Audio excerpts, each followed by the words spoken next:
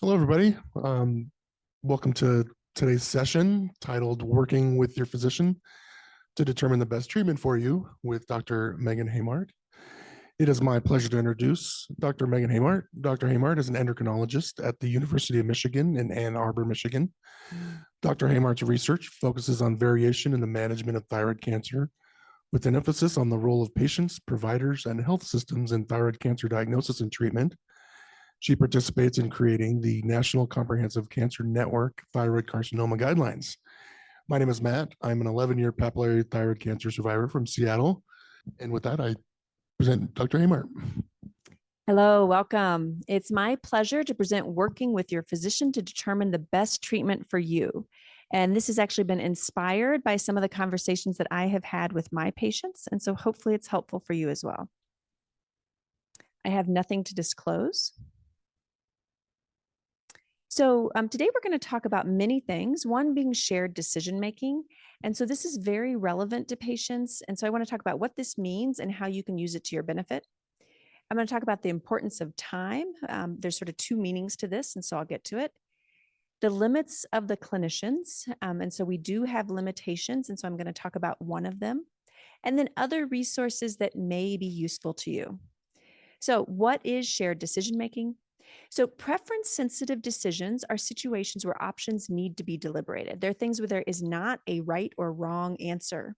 So sometimes in medicine, there are things that there's very strong evidence and the benefits outweigh the risk. And this is not what I'm talking about, or maybe the risk outweigh the benefits. This is not what I'm talking about. These are situations where there's really no right or wrong. It's really what is right for each patient. And so this is when there should be shared decision-making between patients and physicians for these preference-sensitive decisions. And this is very relevant to thyroid cancer because we have many preference-sensitive decisions, of which I'll show just a few examples. So here's one example. So I'm going to say what is and what isn't a situation for shared decision making. And this doesn't mean that the patient doesn't have a say in every single decision. So you can refuse all decisions, you can accept all decisions, you always have a say.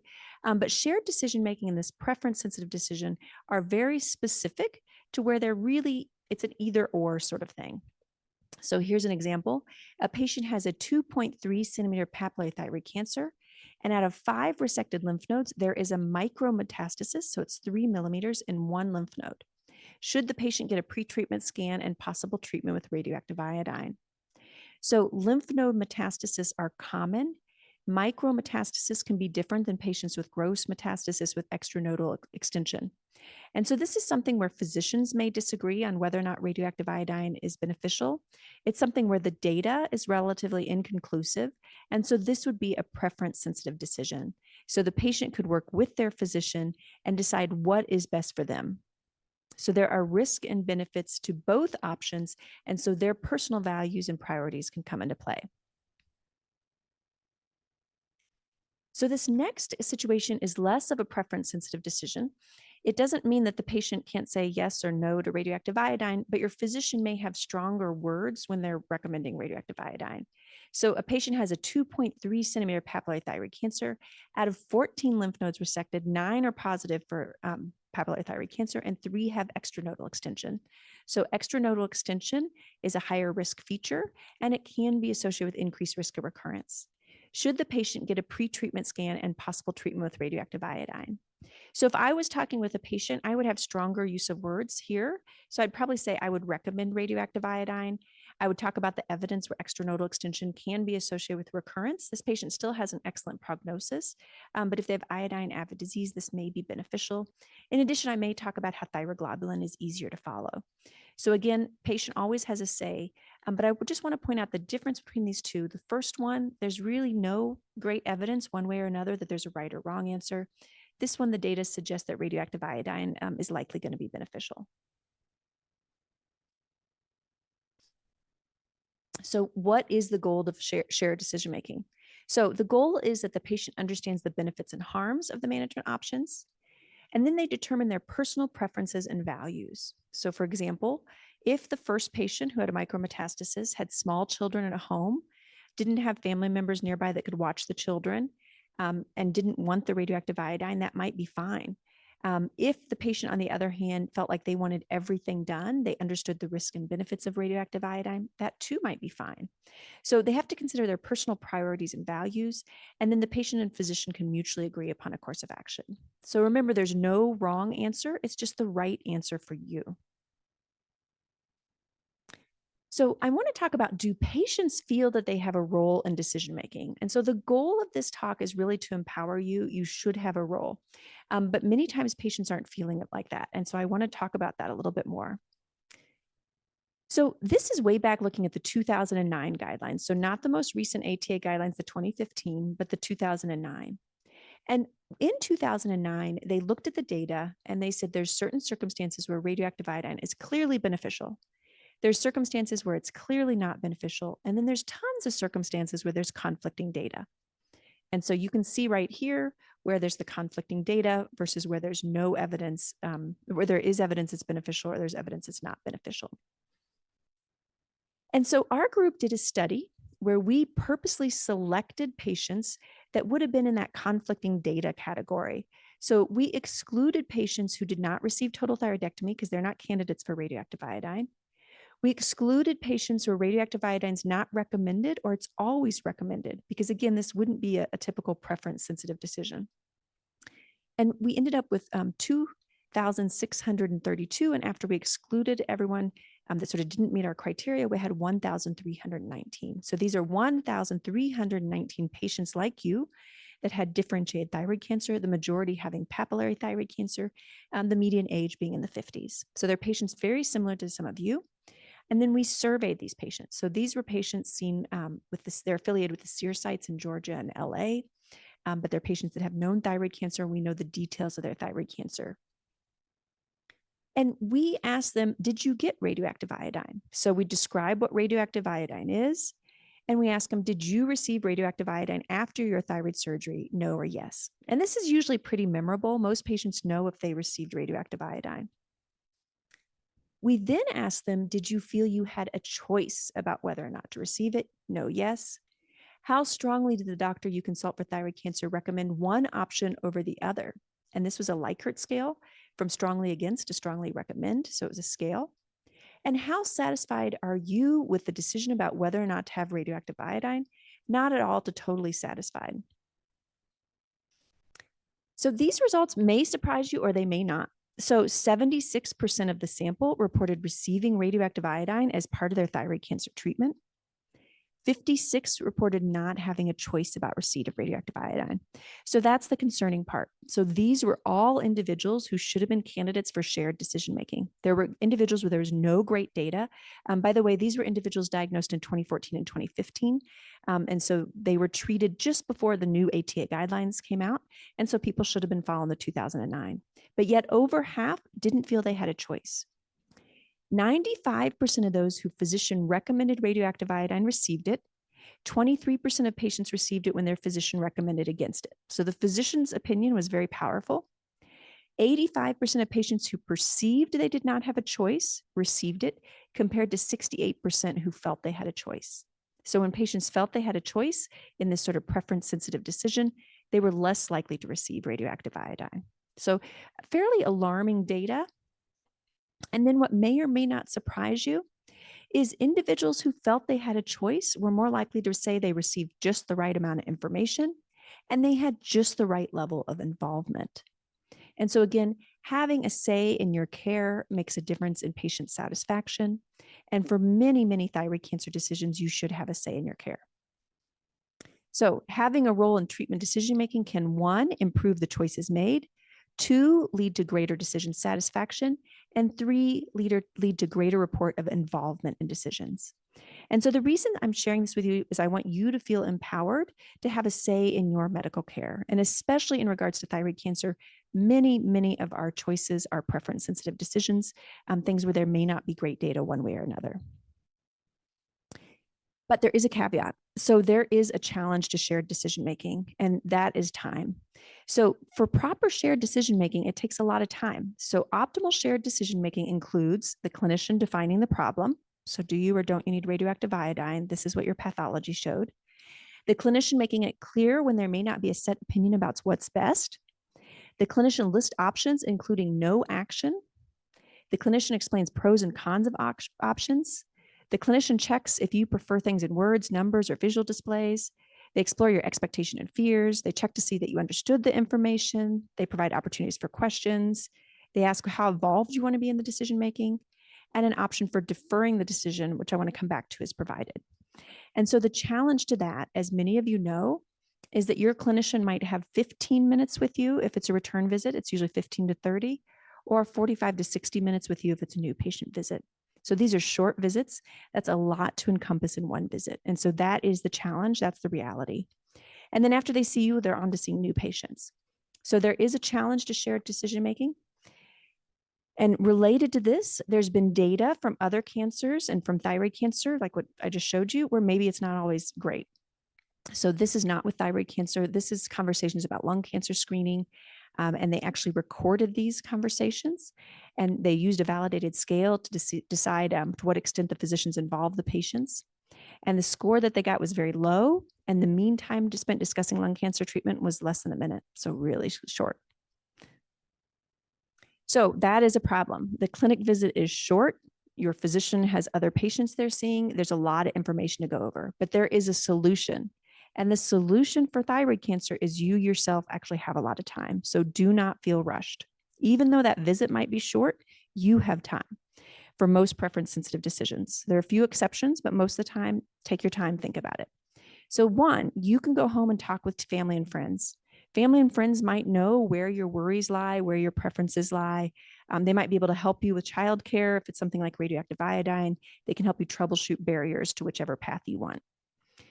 Two, there's other reliable information available, and I show the American Thyroid Association website. So if you want more information and feel like that would help you, please use some of these other sources. Think about your personal preferences and values, but take time to make the best decision for you. Don't feel like you have to make a decision during that clinic visit. For thyroid cancer, that's rarely the case. So a couple of preference sensitive decisions that you may have faced or that your friends and family may have faced. So a 40-year-old woman has a newly diagnosed 1.3 centimeter papillary thyroid cancer. Her surgeon offers her total thyroidectomy versus lobectomy. So what are the benefits of total thyroidectomy? So one, all the thyroid tissue is removed, and that makes follow-up easier because thyroglobulin, our tumor marker, can be monitored. And then radioactive iodine is an option if interested. But there are more risks. So there's risk of nerve damage, which can lead to voice change. There's risk of low calcium for parathyroid damage, and 100% need thyroid hormone replacement after lobectomy.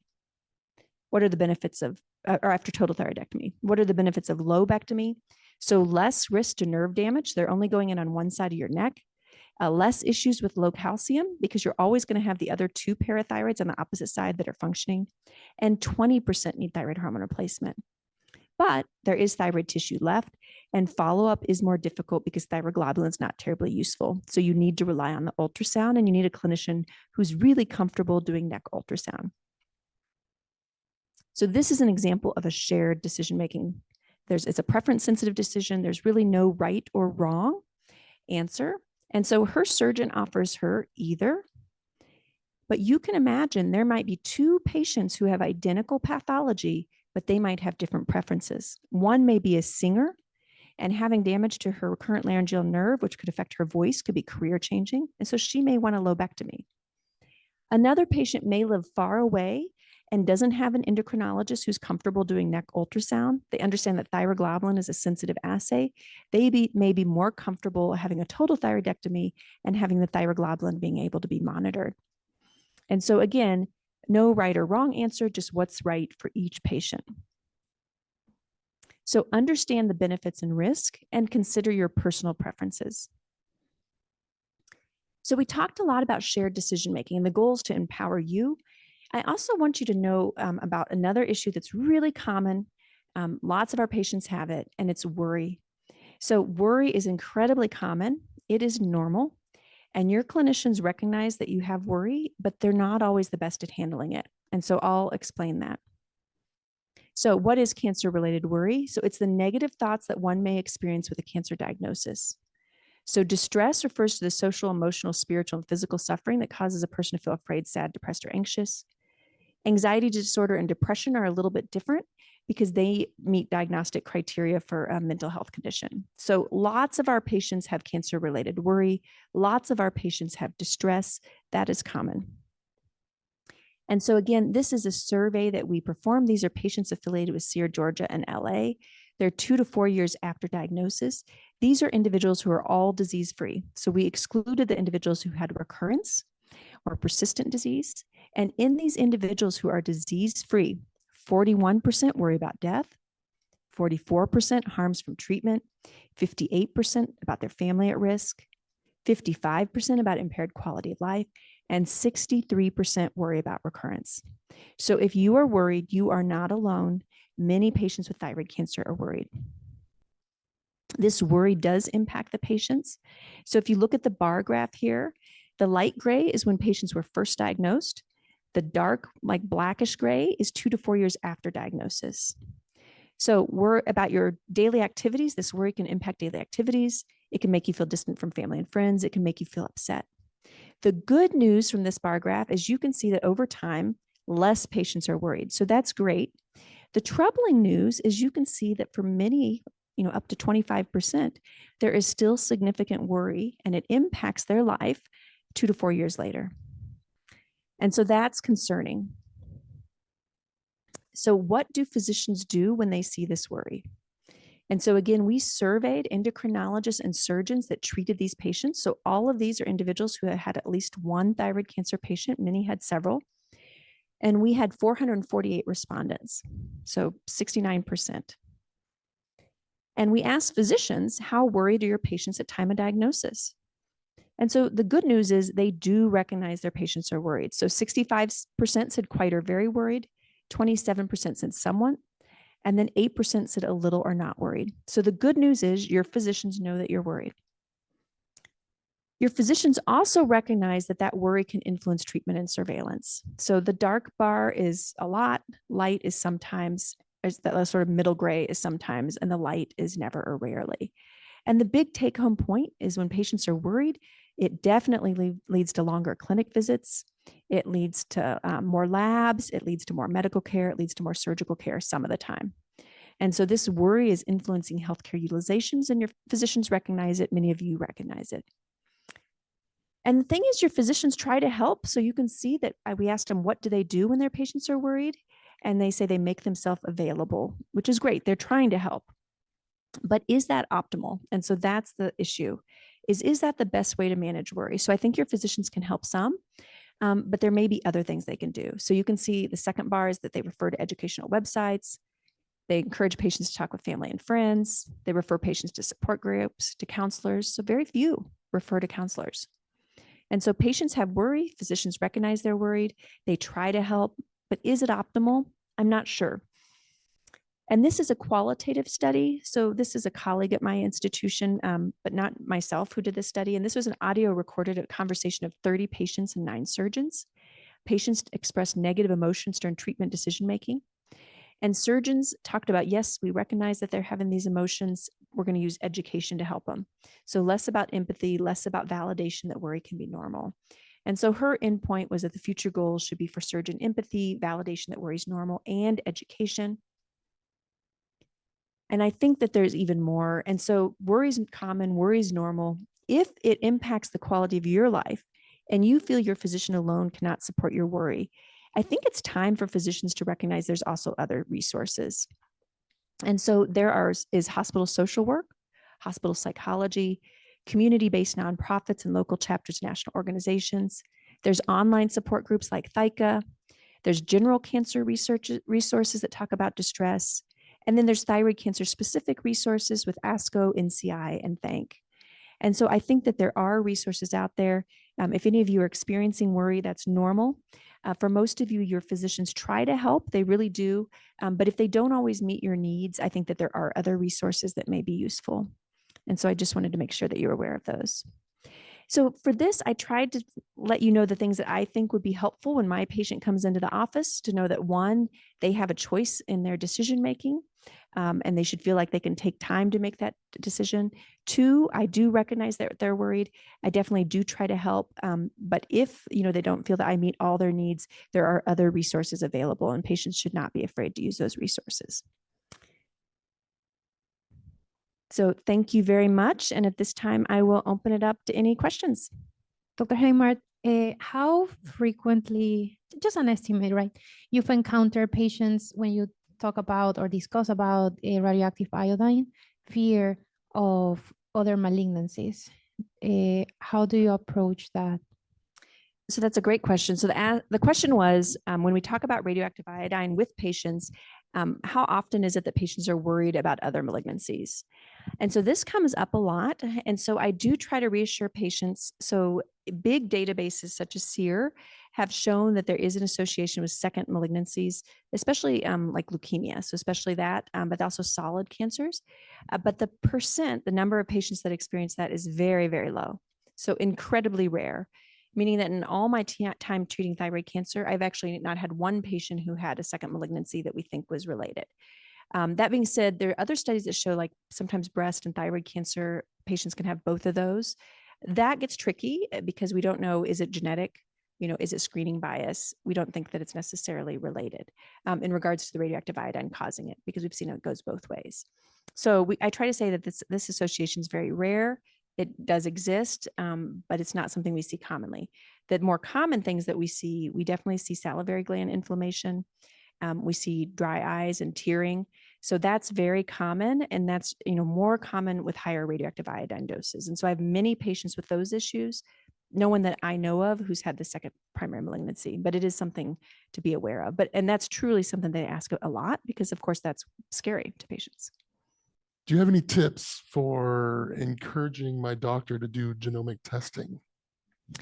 Great. So genomic testing is tricky. So it has been proven to be very useful in individuals with advanced disease. So for example, it's really revolutionized the way we treat our advanced thyroid cancer. So we'll use NGS and we'll test the tissue and sometimes find mutations that can lead to more targeted therapy for people who have advanced progressive disease. Very helpful there. How to use it in patients at time of diagnosis is where there's a lot of controversy, and there's still studies trying to figure that out. I feel my doctor may appear as if she's listening, but disregards my feelings, worry. And her answer is always the right answer. How do I overcome that? Ooh. So I think it's okay to just ask for a pause and just say that I want to make sure that we're on the same page. My concern was actually not what you addressed, but is this, so you can sort of reset what the issue is. And then I also think that it's important, if you don't feel that you're being heard, that you're able to tell, your physician that. And if you're still not happy, that you're able to go somewhere else. So I do think that different patients sort of understand things different ways. So that's also, if you're someone that likes figures, if you're someone that prefers numbers, I'm kind of a numbers person. So honestly, I always ask my doctor, well, what percent had that? And that's reassuring for me to know it's a low percent. So you also, if you know that I'm a numbers person, you're not really answering my question in a way that I want, you're speaking sort of broadly, can you give me numbers? I think that's helpful too. So maybe just redirecting towards explaining what your question was, how you like to receive information about that. And then if they're still not answering, just sort of pause and ask for to clarify again. Well, this might be a little off topic, but I see you you do research studies on the rise in thyroid cancer incidence. And I, for one, have always thought it would be so helpful to me to find out more specifically how I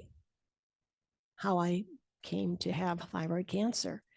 And is it true that there's just too many possibilities? Are you looking into zeroing in on that more? Yeah. So the question was the rise in thyroid cancer incidence. Do we know why it's occurring?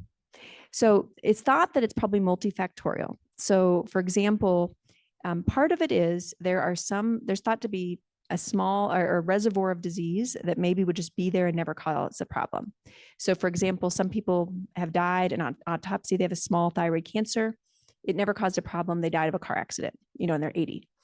Other people, what gets really tricky is other people have thyroid cancer that we know spreads, and it can be very damaging. So how do you differentiate those two?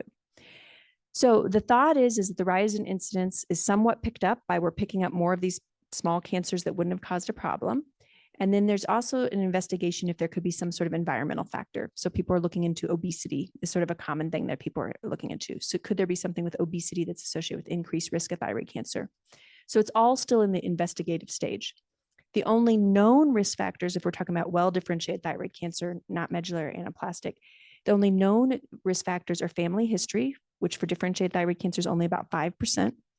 So if you have multiple first-degree relatives, we think of that. And then history of radiation exposure, not so much like next CT, more like Chernobyl, some sort of catastrophic event, or individuals that had a childhood cancer that was treated with radiation. So we definitely see an association there. The thyroid under age 5 is really sensitive to radiation.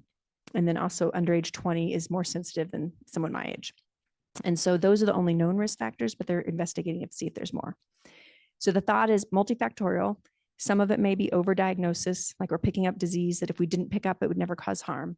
And then some of it may be new risk factors that we still need to figure out what they are. And also mercury. So mercury data, all sort of explorative, so nothing clear yet. Any tips for working with my endocrinologist? I just want to be monitored and keep my thyroid gland, but I still want medical help.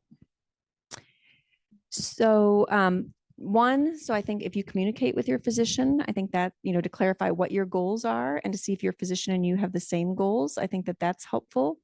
And then 2, I think always, questions, answers, I think that that's helpful. So sort of communicate what your issues are, ask your questions if you feel that they're not being answered. And sometimes we misunderstand. We might think you're asking one thing and you're asking something else. So don't be afraid just to come back again and clarify if needed. What is considered a high dose of RAI? So different people would have a different cutoff. If you're thinking about complications from radioactive iodine, such as salivary and lacrimal duct, most of the data is with 150 millicuries or more. And so individuals who get 30 millicuries for like ablation, less risk of these sort of salivary and lacrimal duct damages. I'm a patient, 24 years old. I have a 2-centimeter thyroid nodule with an NRAS mutation. However, to get an experienced endocrinological surgeon is a 2-month wait. You think that's safe? Yes. So the good and bad of thyroid cancer, mainly it's good, is that you do have time. So for example, we have patients who are pregnant and we wait during their pregnancy. So I'm talking about most differentiated thyroid cancer. So there's always exceptions.